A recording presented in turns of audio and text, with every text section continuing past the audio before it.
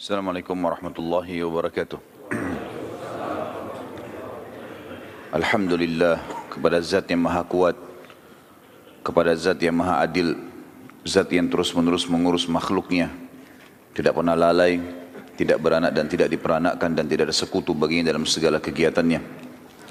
Dan juga kita panjatkan salawat dan taslim kepada manusia yang telah diperintahkan oleh Sang Pencipta Allah untuk mengucapkan salam hormat kepadanya, dan selalu kita merindukan manusia terbaik ini, maka sangat wajar kalau kita selalu mengucapkan salawat dan taslim kepada Nabi besar Muhammad sallallahu alaihi wasallam.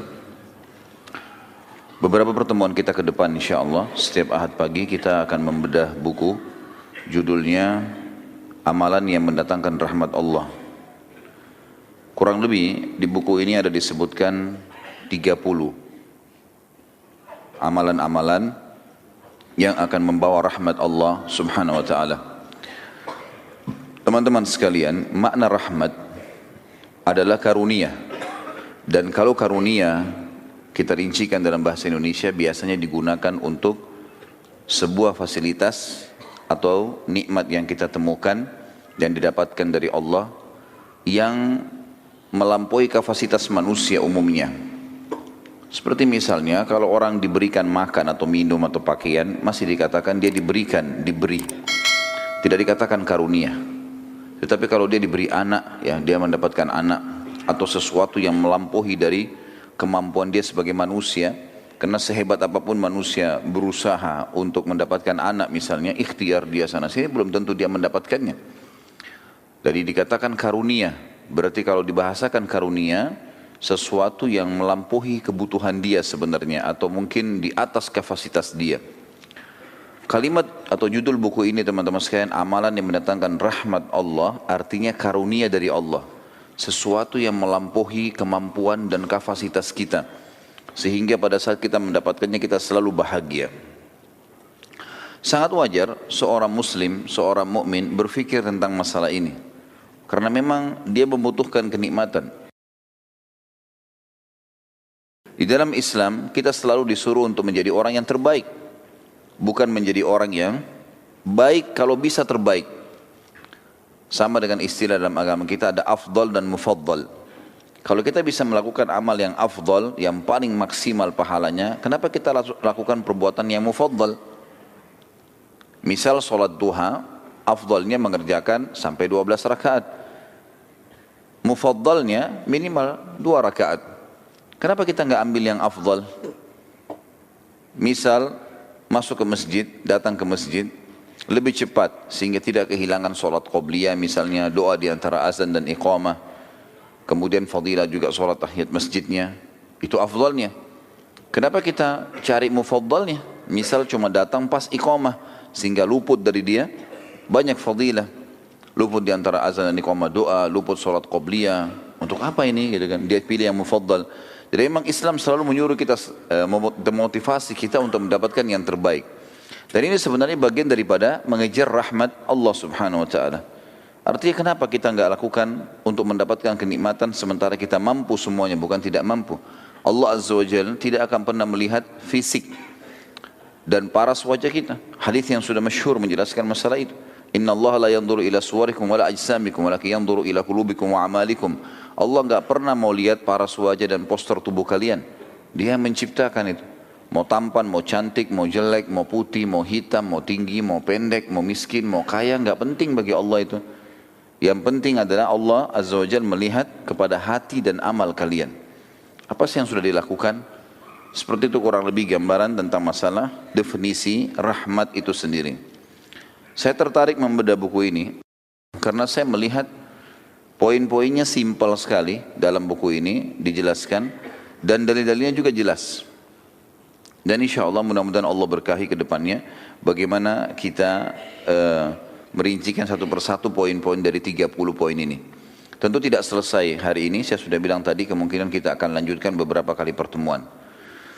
Dan saya sarankan teman-teman sekalian untuk selalu membaca tentunya buku, majelis ilmu, itu penting sekali. Karena ilmu akan selalu mengontrol kita. Berada di atas rahmatnya Allah tadi. Selalu kita merasa tentram, merasa bahagia, kebutuhan kita dipenuhi oleh Allah. Tinggal sabar sampai meninggal sudah masuk surga. Gitu. Maka kurang lebih seperti itu. Dan salah satu fasilitasnya baca buku. Dan saya sarankan bagi teman-teman para penuntut ilmu, kalau dia talaki mengambil ilmu dari seseorang dai, seorang ulama, dia gunakan kajian kitab. Jadi dia bukan cuma datang tematik saja. Kalau tematik juga ada penting, tapi lebih penting kalau kajian kitab. Dan kalau dia membaca buku sendiri, maka jangan dia baca kecuali buku-buku kecil saja. Buku-buku kecil yang sudah sering seperti ini yang kita bagi-bagikan. Buku yang judulnya simple, dia membahas salah satu substansial agama kita. Jelas, mudah dia fahami, walaupun dia tidak langsung belajar dari seorang guru gitu ya. Jadi membahas sesuatu yang detail di satu poin, itu penting. Dan ini mudah diselesaikan, mudah difahami. Kalau tidak faham baru kemudian dia tanyakan kepada ustadznya. Kalau dia menjadikan kajian buku ya. Karena banyak orang rajin membaca buku, dia langsung tiba-tiba beli buku-buku yang tebal, buku-buku induk, kemudian itu dipakai jadi bacaan harian. Ini masalahnya bisa difahami atau enggak nih? Karena ilmu yang luas harus diambil dari juga orang yang memahaminya. Ya, kalau enggak berbahaya. Kata Nabi SAW dalam sebuah hadisnya, kalau seandainya perkara dikembalikan bukan pada ahlinya, maka tunggulah kebinasaan. Ini masalah juga ini. Banyak ikhwah-ikhwah kita semangat baca Sahih Bukhari, baca Sahih Muslim tanpa menggunakan guru. Ini masalah ini. Karena akhirnya dia bisa salah fahami hadis tersebut. Mungkin dia baru baca 2-3 hadis, kemudian dia tidak tahu kalau hadis ini sebenarnya dirincikan di footnote-nya, dirincikan di bab lain. Ya, atau ada pendapat-pendapat ulama dalam membahas masalah ini, pendapat para sahabat. Maka dia harus faham. Selanjutnya teman-teman sekalian, kalau baca buku, kalau beli buku, kiat-kiatnya adalah tentu yang paling pertama buka plastiknya. Ya. Ini serius ini. Ya. Karena banyak orang beli buku nggak dibuka plastiknya, langsung disimpan saja di lemari. Jadi buku itu sampai dia mati nggak dibaca itu. Ya. Nggak berguna ini. Kemudian yang kedua baca daftar isi. Jangan langsung baca ke dalam. Lihat daftar isi, karena daftar isi adalah kesimpulan dari bahasan. Ada apa sih di situ? Jadi hal yang simpel, 1-2 lembar atau bahkan 1,5 lembar, 1-2 lembar maksimal biasanya. Kalau buku besar mungkin baru sampai 4-5 lembar. Daftar isi itu meringkas, ada apa di dalam sana. Kita jadi tahu, oh ini buku satu lengkap ini semua isinya ini loh. Lihat daftar isi yang paling menggelitik, tanda kutip buat kita. Apa sih yang paling menarik nih? Oh poin ini paling menarik. Tandain, buka. 5 menit saja teman-teman sekalian. Kalau misalnya buru-buru sekali habis beli buku, baca 5 menit saja. Baca salah satu sub judul di situ yang menarik buat kita. Kemudian mulailah kita baca 5 menit. Habis itu tandain. Insya Allah dengan baca 5 menit, 1-2 lembar dari buku itu, kalau kita buru-buru sekali, kalau ada waktu alhamdulillah bisa dibaca. Tapi kalau buru-buru sekali baru kita letakkan di rak. Ini salah satu kiat yang saya lihat dan coba saya praktekin, membuat akhirnya kita penasaran ingin tahu isi buku itu apa. Jadi bukan cuma sekedar judul tapi memang daftar isinya. Seperti misalnya buku ini sangat menarik kalau kita baca daftar isinya. Langsung saja disimpulkan oleh beliau, dikatakan misalnya daftar isi itu kalau pendahuluannya isinya orang-orang yang mendapat rahmat Allah atau al-marhumun berdasarkan firman Allah. Orang-orang yang mendapatkan rahmat Allah atau al-marhumun sesuai dengan sunnah Nabi SAW. Kemudian beliau rincikan masalah itu. Kalau poin pertama, orang-orang yang mendapatkan rahmat Allah sesuai dengan firman Allah, disebutkanlah ada 14 poin. Iman kepada Allah, mentaati Allah dan Rasulnya, mengikuti Al-Quran dan mengamalkan, mendengarkan Al-Quran, diam dan merenungkannya, memohon ampunan, taubat, takwa, bersabar ketika mendapatkan musibah. Kemudian salah satu bahasan beliau adalah sabar terhadap penyakit taun atau kolera. Kemudian jihad dan hijrah di jalan Allah, ihsan, melakukan amalan yang baik, berinfak di jalan Allah, mendamaikan dua orang muslim yang sedang bertikai, bersatu dan berjamaah atau berkumpul, menyuruh yang ma'ruf dan mencegah dari yang mungkar. 14 poin ini beliau masukkan dalilnya sesuai dengan Al-Quran saja semuanya. Jadi kalimat rahmat yang disebutkan dalam Al-Quran di 14 poin ini. Kemudian sesuai dengan hadis Nabi SAW, beliau sebutkan ada 16 poin. Kemuliaan karena bernisbat kepada umat Muhammad SAW, silaturahim, kasih sayang kepada makhluk, mudah saat jual beli dan dalam qadha, ya, atau ketika mengambil hak, menjenguk orang sakit, baik sifat, ya, saat berbicara dan diam, ya. Qiyamul lail dan membangunkan keluarga, meminta pembebasan dari kezaliman yang pernah dilakukannya, salat sunnah 4 rakaat sebelum asar, mencukur gundur rambut dalam manasik, maksudnya umrah dan haji, majlis zikir atau majlis ilmu dan pelajaran, orang-orang yang banyak memuji Allah, mencari ridho Allah, takut pada Allah, duduk di masjid yang terdiri seperti kita sekarang insyaAllah, mendapatkan doa malaikat, naungan arsy-Nya Ar-Rahman nanti pada hari kiamat, dan semua itu bertepatan dengan doa-doa mathur dari Nabi SAW, dan yang terakhir 16 adalah mendengarkan hadis Rasulullah SAW dan menyampaikannya. Ini kurang dari setengah menit kita membaca daftar isinya. Seperti itu kurang lebih, kemudian kita cari mana yang paling menarik, kemudian kita baca. Dan ini sudah pernah saya sebutkan juga teman-teman, metode dalam membaca atau mentadabburi Al-Quran, juga menghafalnya. Dari 114 surah, cari surah mana yang paling kita sukai, terjemahannya saja. Surah apa saja, kemudian kita mulai dari surah itu. Kecuali membaca, kalau membaca dari awal sampai akhir, sunnahnya mengkhatam. Tapi kalau tadabbur, merenungi maknanya, mengetahui tafsirnya, dan juga menghafalnya, saran saya adalah mencari surah yang paling menarik buat kita. Kemudian kita mulai dari situ, sehingga menghafal dan mentadabburi lebih mudah, sampai insya Allah menyelesaikan seluruh Al-Quran. Kita masuk teman-teman sekalian, dengan izin Allah, orang-orang yang mendapatkan rahmat Allah atau al-marhumun berdasarkan firman Allah, dan yang pertama adalah orang-orang mukmin atau iman kepada Allah Subhanahu wa taala. Banyak orang menganggap remeh poin ini teman-teman sekalian. Mereka anggap iman kepada Allah sudah selesai. Sederhana saja begitu. Tapi dia belum pernah memasukkan makna kalimat ini ke dalam hatinya. Sehingga dia tidak pernah merasakan apa yang dirasakan oleh para sahabat, yang apa yang dirasakan orang-orang mukmin yang memang memasukkan kalimat iman kepada Allah dalam hatinya, sehingga dia menjadikannya sebagai keyakinan hati, bukan cuma ucapan lisan kemudian dia mengaplikasikan apa yang dia ucapkan itu. Makna iman kepada Allah teman-teman, meyakini, ya, Allah itu ada dalam hati, mengikrarkan dengan lisan apapun yang Allah perintahkan dia ucapkan dengan lisannya, dan dia juga mengaplikasikan dengan sisa anggota tubuhnya apapun yang diperintahkan. Wajib atau sunnah dia tidak memilahnya, juga yang dilarang makruh dan haram ditinggalkan, halal dinikmatin, haram ditinggalkan. Ini makna, kalau kita simpulkan makna iman kepada Allah Subhanahu wa taala. Allah menyebutkan dalam Al-Quran, dalam surah An-Nisa ayat 175, siapa yang melakukan itu dia akan dapat rahmat. A'udzu billahi minasyaitonir rajim. An-Nisa 175, fa ammal ladzina amanu billahi wa'tasamu bihi fasayudkhiluhum fi rahmatin minhu wa fadl fasayudkhiluhum fi rahmatin minhu wa fadlin wa yahdihim ilaihi siratan mustaqima. Adapun orang-orang yang beriman kepada Allah dan berpegang teguh kepada agamanya, niscaya Allah akan memasukkan mereka ke dalam rahmat yang besar darinya. Atau yang dimaksud dengan di sini, dunia dipenuhi semua kebutuhannya, di akhirat akan masuk ke dalam surga dan limpahan karunia-Nya, dan juga menunjuki mereka ke jalan yang lurus untuk sampai kepadanya.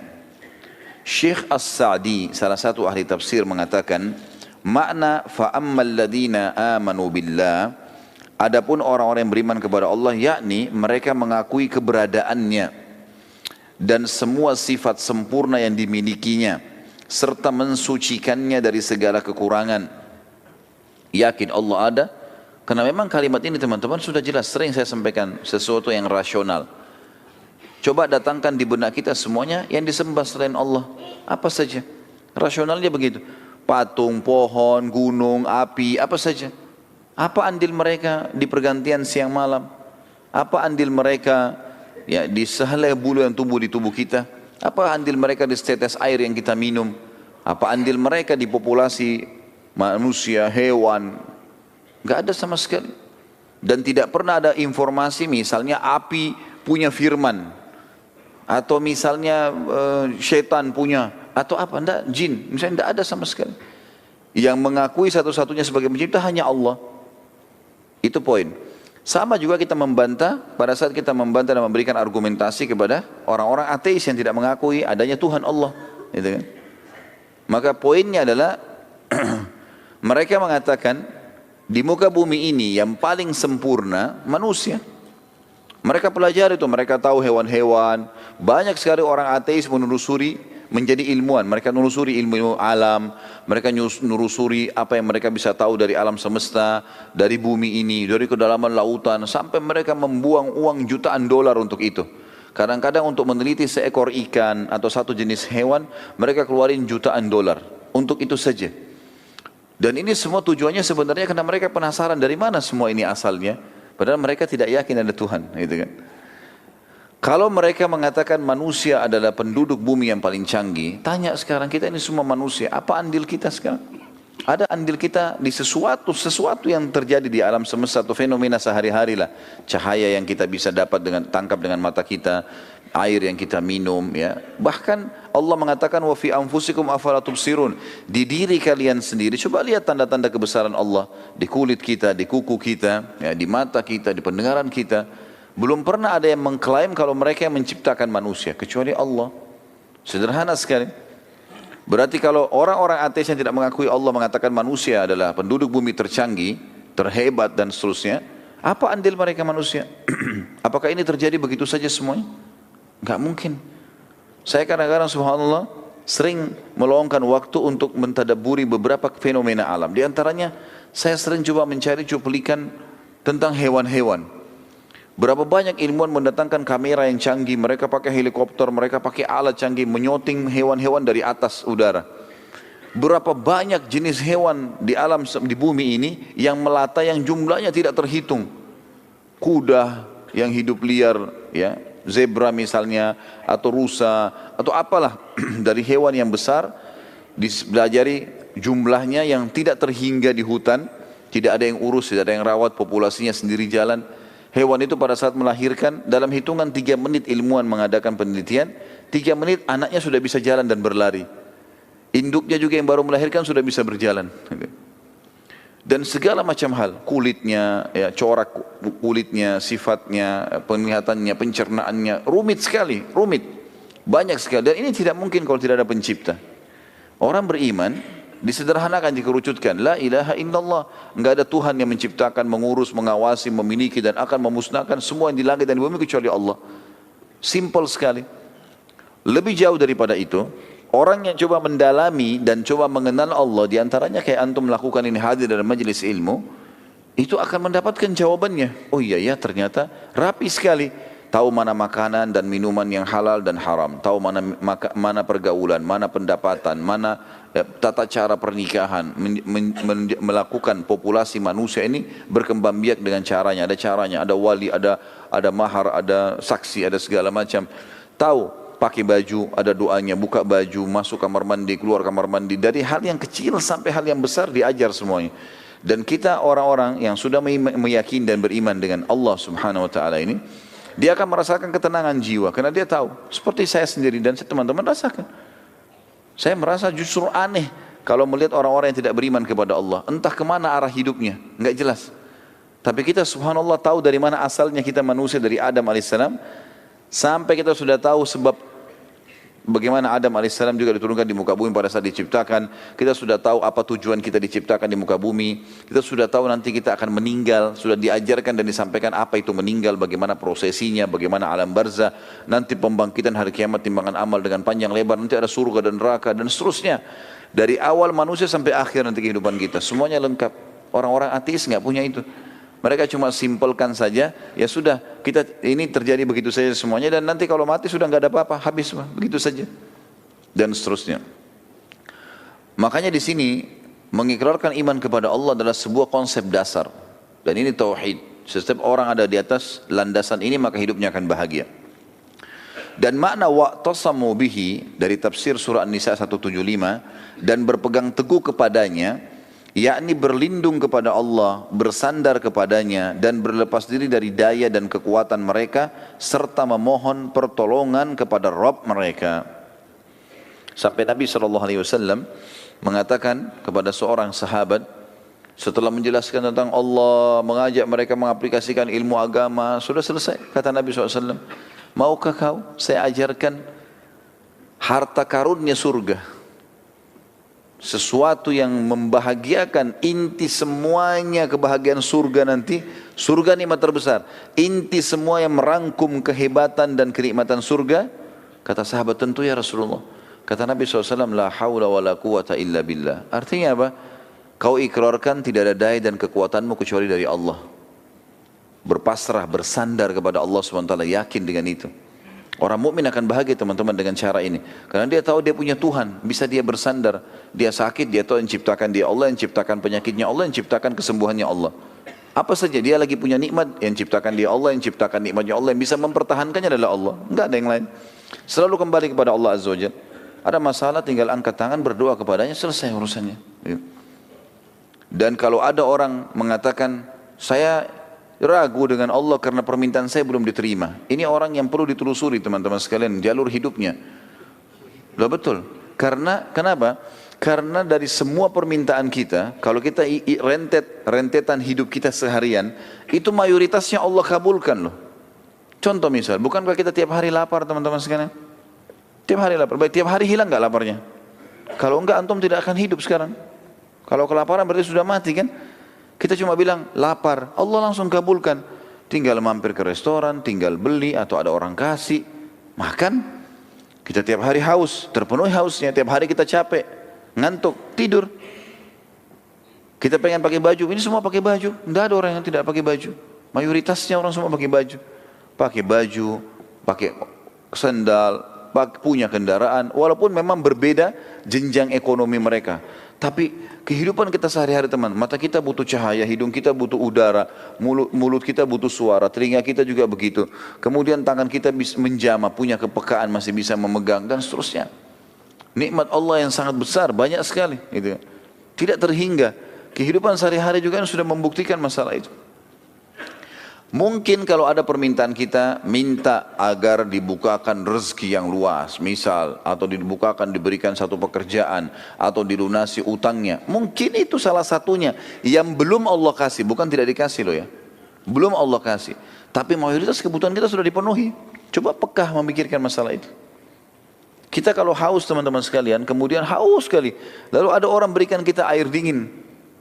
Lalu kita pasti, setelah kita minum, haus kita hilang. Terima kasih ya, kita terima kasih sama orang tersebut. Padahal orang itu buat apa sebenarnya? Dia cuma ambil air, dia kasih. Kita nggak berpikir lebih jauh. Orang ini yang sedang mengantarkan, memberikan saya, siapa orang ini? Siapa yang buat kulitnya? Siapa yang buat tulangnya? Siapa yang buat matanya? Siapa yang ciptakan orang ini? Siapa yang ciptakan air itu? Siapa yang membuat sistem ini ada? Saya punya rasa lapar, dia punya rasa kesian, saya punya rasa haus, dia punya, kemudian saya minum. Dan siapa yang menghilangkan dahaga? Siapa yang membuat cairan itu bisa masuk dan hanya menghilangkan dahaga? Dan kalau kita rentet semuanya dari mana? Yang tidak mungkin sistem ini terjadi begitu saja tanpa ada penciptanya. Sementara Allah Azza wa Jalla dengan kemahamurahannya hanya menyuruh kita menikmati dan berterima kasih. Itu saja. Lapar silakan pilih yang kamu suka. Tapi halal ya, makan. Kunyah, nikmati, telan. Habis itu selesai. Enggak ada urusan kamu. Masuk dalam tenggorokan kita, semua diproses alami. Selesai. Gitu kan? Yang mana jadi kotoran, yang mana jadi nikmat, ya. Yang mana jadi energi maksud saya. Ini semua sudah diatur dengan sistem. Yang tidak dibutuhkan tubuh dibuang. Kita tiba-tiba punya rasa mules. Kotoran yang luar biasa berbahaya, berbakteri. Diciptakan sistemnya oleh Sang Pencipta Allah. Bagaimana dia membuangnya. Dia merasa mules, dia tidak bisa tahan, kemudian dia harus buang. Misal. Terus begitu. Roda kehidupan berjalan. Dan ini semua sistem dengan begitu rapi teratur. Kemudian dikatakan fasayudkhiluhum fi rahmatin minhu wa fadl. Yang artinya niscaya Allah akan memasukkan mereka ke dalam rahmat yang besar. Rahmat di dunia diberikan karunia yang luar biasa dan di akhirat masuk surga. Dan limpahan karunia yang banyak, yakni Allah akan melimpahkan kepada mereka dengan rahmat yang khusus. Lalu memberi mereka taufik untuk melakukan kebajikan-kebajikan dan memberikan pahala kepada mereka. Allah memudahkan dia hidup, Allah yang pandu dia mana baik mana buruk, Allah juga yang memudahkan dia punya energi, punya kesempatan, punya waktu untuk mengerjakan kebaikan dan mengejar apa yang telah Allah janjikan buat mereka, sudah itu dikasih pahala yang sangat besar. Serta menghindarkan mereka dari bencana dan perkara-perkara yang tidak menyenangkan. Berapa banyak masalah yang kita hadapi dalam seharian teman-teman sekalian, yang kita berhasil lolos darinya. Kalau kita mau bicara masalah manusia ini, melindungi diri mereka repot sekali loh. Teman-teman yang suka pakai motor misalnya, kita jalan. Kalau helmnya tidak, mungkin kadang-kadang kita angkat kacanya atau tutupan plastiknya, misalnya tutupan matanya kita angkat, maka terbuka, udara dengan sangat kencangnya kena ke wajah kita. Kira-kira teman-teman, ada jaminan kita nggak kena bakteri, kita nggak kena batu, nggak kena pasir atau? Tapi selama ini tidak ada masalah. Orang jalan. Dari mana kita bisa dapat jaminan teman-teman? Ini kalau ada racun misalnya di udara, terkontaminasi dengan udara, lalu dihirup oleh manusia, yang tiba-tiba dia bisa meninggal. Padahal kita ini hidup, jalan ke sana, jalan ke sini, semuanya terjaga sebenarnya, dengan rapi. Ya. Bagaimana manusia tidak memikirkan masalah itu? Allah subhanahu wa ta'ala melindungi mereka, menciptakan mereka, menyiapkan fasilitas buat mereka. Dan mayoritas yang mereka minta diberikan. Ada yang Allah belum kasih. Karena Allah menginginkan dia lebih banyak memohon, lebih banyak merengek. Gitu kan.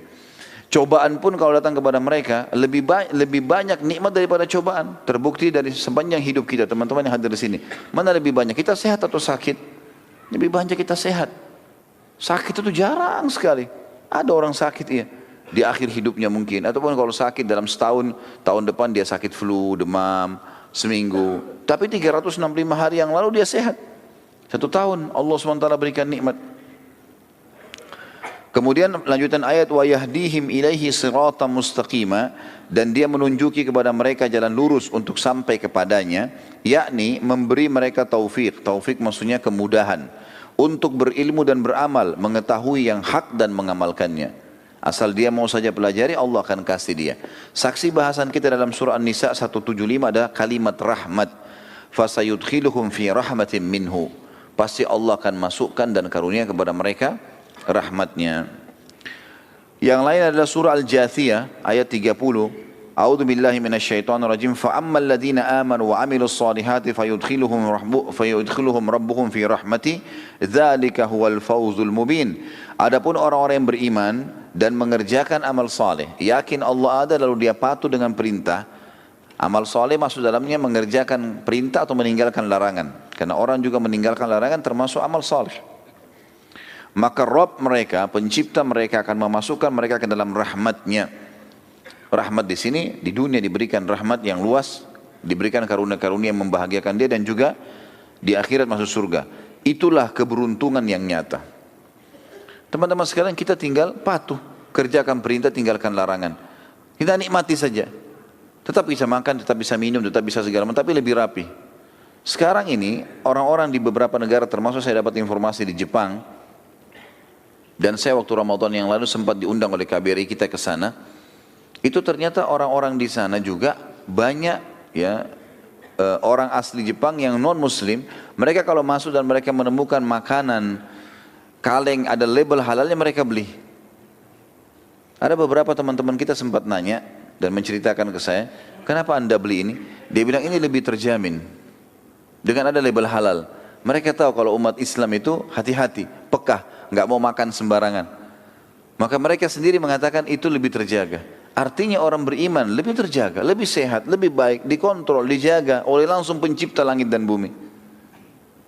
Seperti juga makna kalimat teman-teman sekalian, yang selalu mengembalikan kita iman kepada Allah, sabda Nabi SAW, kalau Allah karuniakan kalian pemimpin yang zalim, dan dia memberikan kepada kalian hak kalian, maka terima kasihlah pada Allah, bersyukurlah kepada Allah. Dan hak kalian yang belum kalian dapatkan darinya, mintalah langsung kepada Allah. Kalimat mintalah langsung kepada Allah ini pengembalian seorang muslim dan menyadari kalau raja yang sedang memimpin dia, presiden atau siapa saja, ini manusia seperti dia, kebetulan saja berkuasa.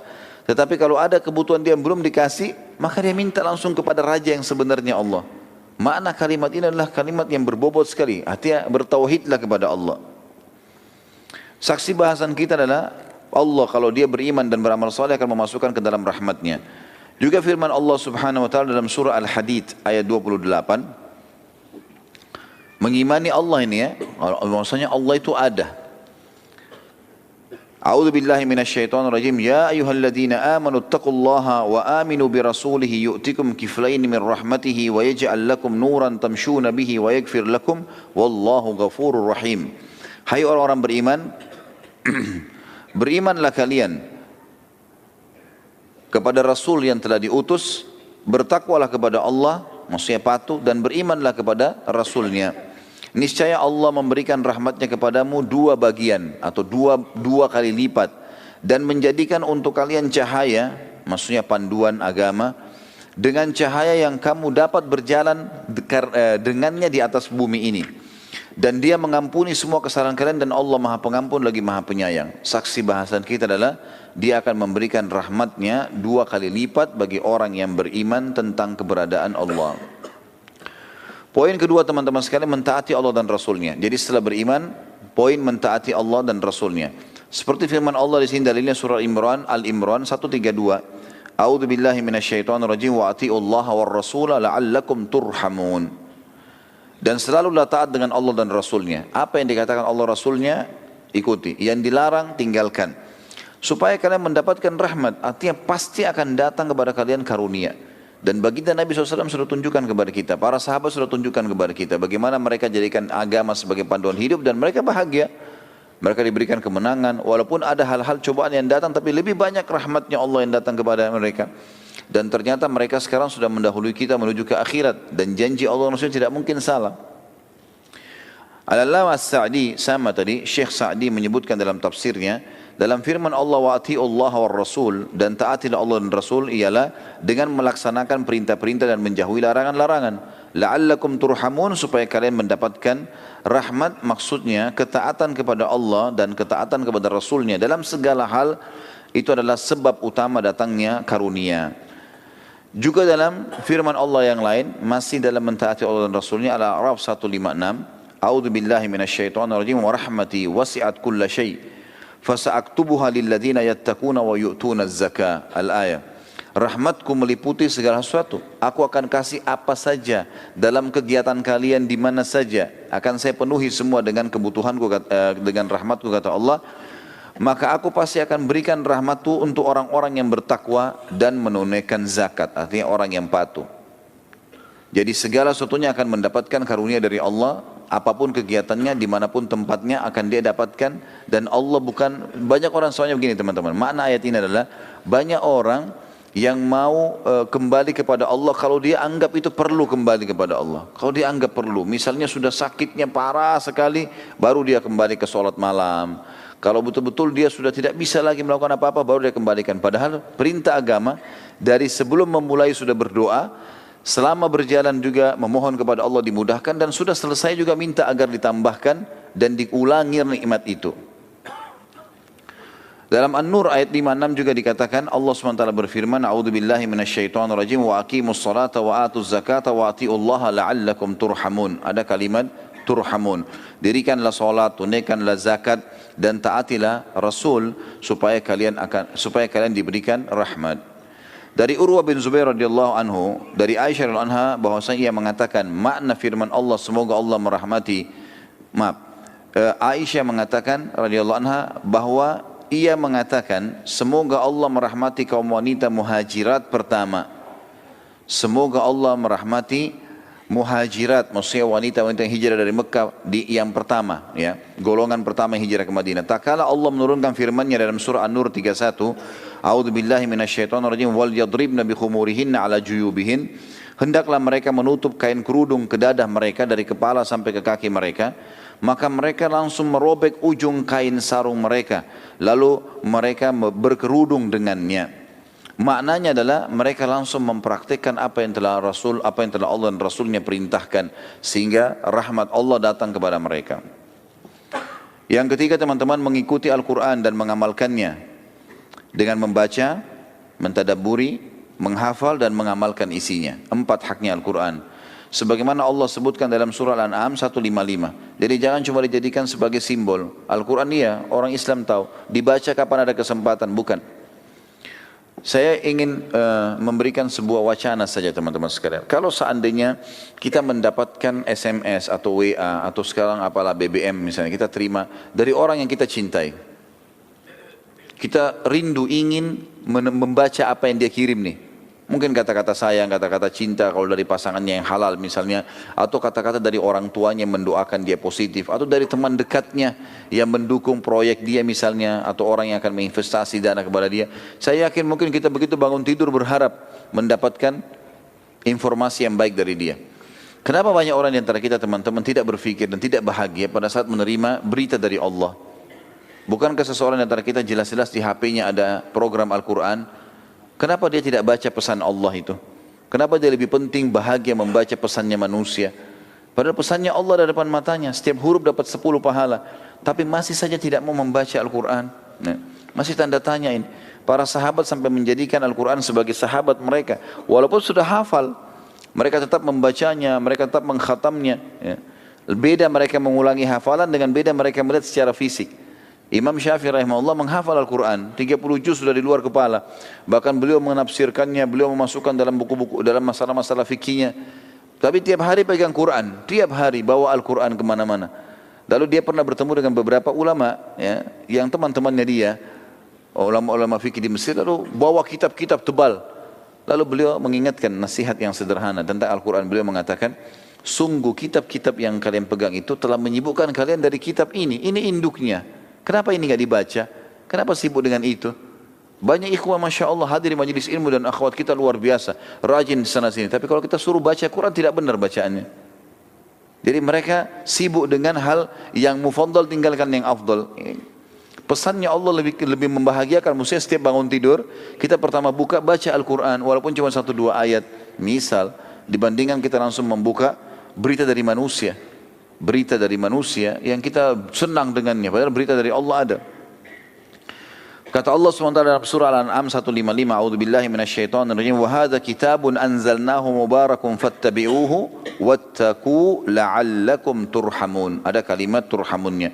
Dan ini Al-Quran benar-benar kami turunkan kitab dari kami yang penuh dengan berkah. Artinya manfaatnya besar sekali kalau kalian baca, dapat pahala, dapat panduan.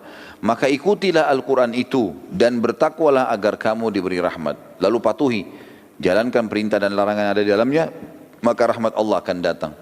As-Sa'di juga mengatakan, wahadha makna firman Allah Al-An'am 155, wahadha kitabun, wahadha artinya dan ini, yaitu Al-Quran yang agung dan peringatan yang bijaksana. Kitabun anzalnahu mubarakun adalah kitab yang telah kami turunkan dengan penuh dengan berkah yang di dalamnya berisikan kebaikan yang banyak dan ilmu yang melimpah. Kitab inilah yang menjadi sandaran seluruh ilmu dan darinya berbagai keberkahan dikeluarkan. Tidak ada satu kebaikan pun melainkan telah disuruhkan dan diperintahkan di dalam Al-Quran serta menjelaskan berbagai hikmah dan kemaslahatan yang memotivasi kepadanya. Tidak ada satu keburukan pun melainkan telah dilarangnya dan menjelaskan sebab-sebab yang menjauhkan dari melakukannya dan berbagai akibat buruknya. Al-Quran sudah mengajar semuanya kebaikan dan menjanjikan fadilahnya dan melarang semua keburukan, juga menyebutkan ancamannya. Makna fattabi'uhu atau ikutilah Al-Quran itu dalam segala yang diperintahkan dan yang dilarang, kata Sa'di rahimahullah, serta bangunlah pokok-pokok agama kalian, panduan hidup kalian dan cabang-cabangnya dalam kehidupan sehari-hari di dunia di atas landasannya. Dan makna wattaqu dan bertakwalah, takut kepada Allah dari menyelisihi perintah Al-Quran yang telah diturunkan oleh Allah SWT. La'allakum artinya agar kamu jika mengikutinya turhamun, mendapatkan rahmat Allah. Jadi sebab terbesar untuk meraih rahmat Allah ialah mengikuti kitab ini, baik ilmu maupun pengamalannya. Jadi ini mengikuti Al-Quran. Beliau masukkan poin keempat, mendengar Al-Quran dengan diam menyimak dan merenungkannya.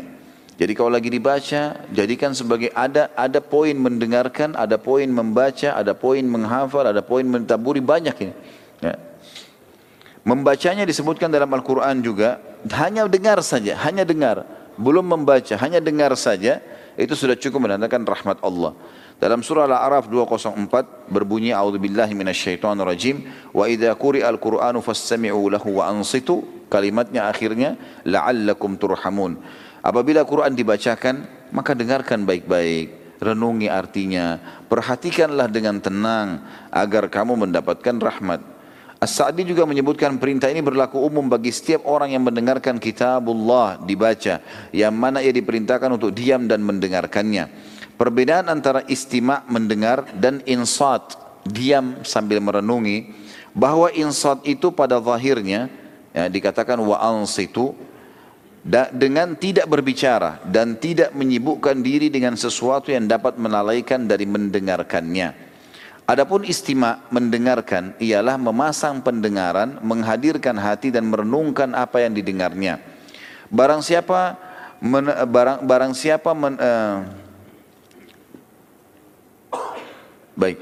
siapa yang menapi dan memilah dan memahami dua perkara ini, ketika kitabullah dibaca, maka dia dengar, kemudian dia diam sambil merenungi, maka segala macam ilmu yang bisa mendatangkan iman akan Allah limpahkan dengan sangat luas ke dalam hatinya.